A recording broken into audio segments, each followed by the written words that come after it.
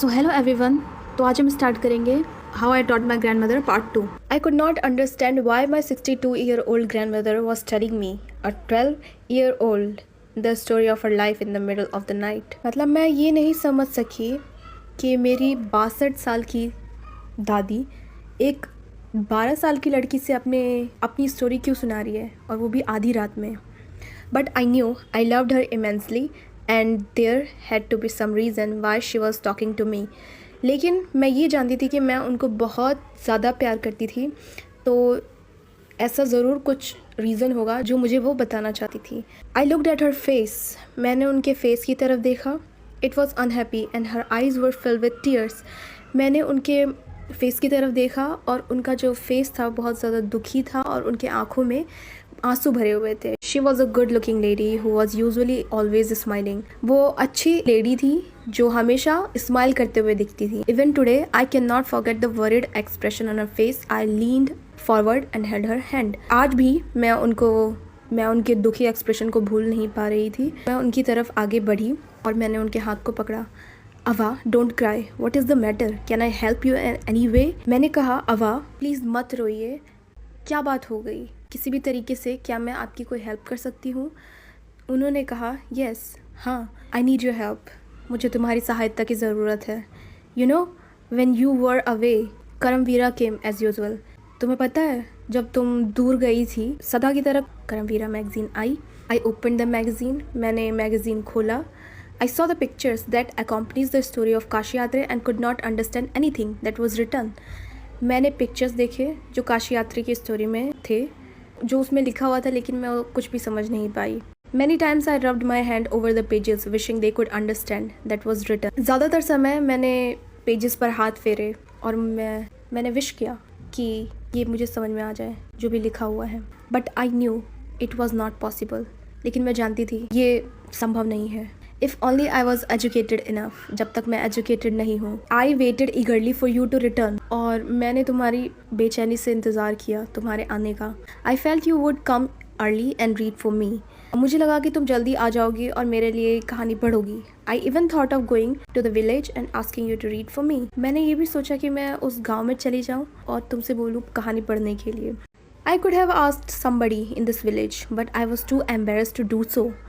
मतलब मैं इस गांव में भी लोगों से बोल सकती थी कि मुझे कहानी समझा दें, लेकिन मैं ये बोलने में बहुत ज़्यादा शर्मा रही थी।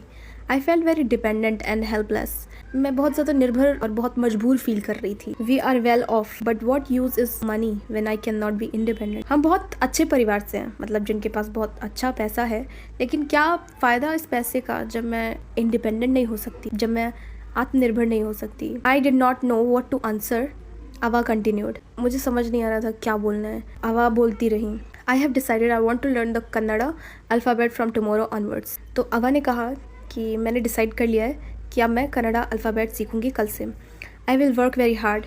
मैं बहुत ज़्यादा मेहनत करूँगी। I will keep Saraswati Puja day during Dussehra as the deadline. मैंने सरस्वती पूजा, दशहरा के सरस्वती पूजा तक लक्ष्य मान रखा है कि मैं इतने समय तक सारा याद कर लूँगी Kannada alphabet. That day I should be able to read a novel on my own.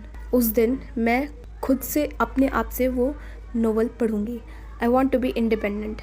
मैं इंडिपेंडेंट बनना चाहती हूँ।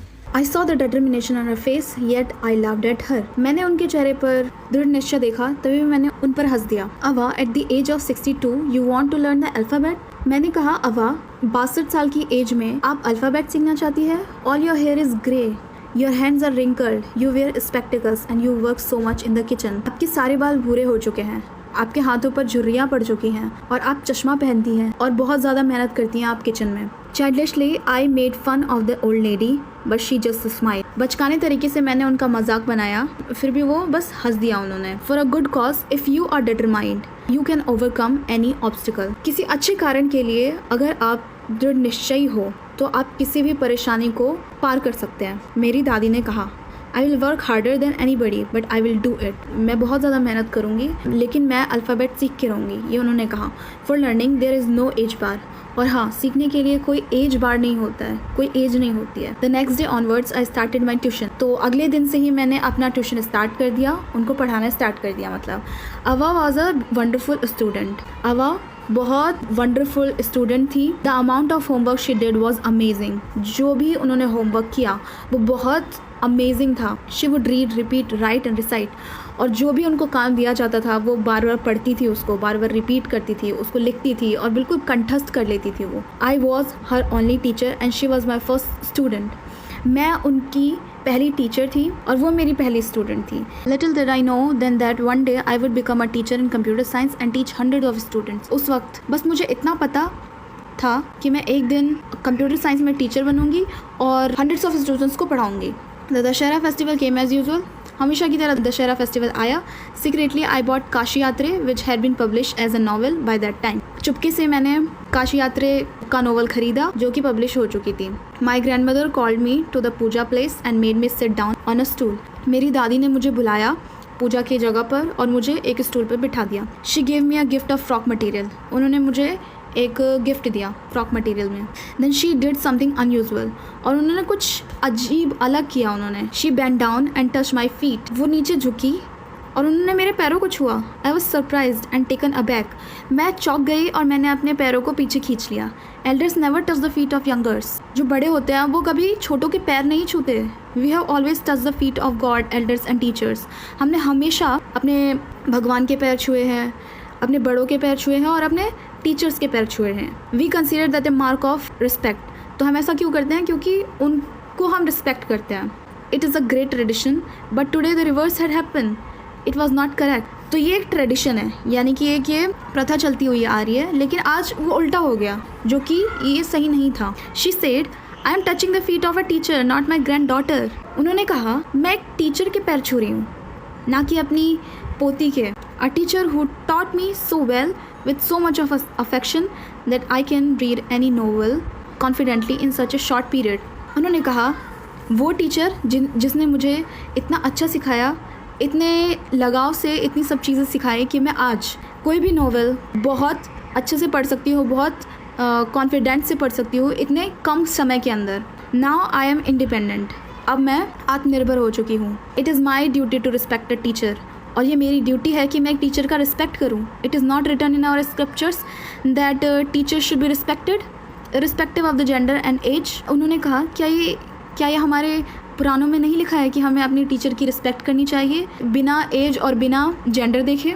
आई did return her namaskara to her by touching her feet and give my gift to my first student. तो मैंने उनका नमस्कार उनको return किया उनके पैरों को छू करके, और मैंने अपने पहले स्टूडेंट को उनका गिफ्ट दिया।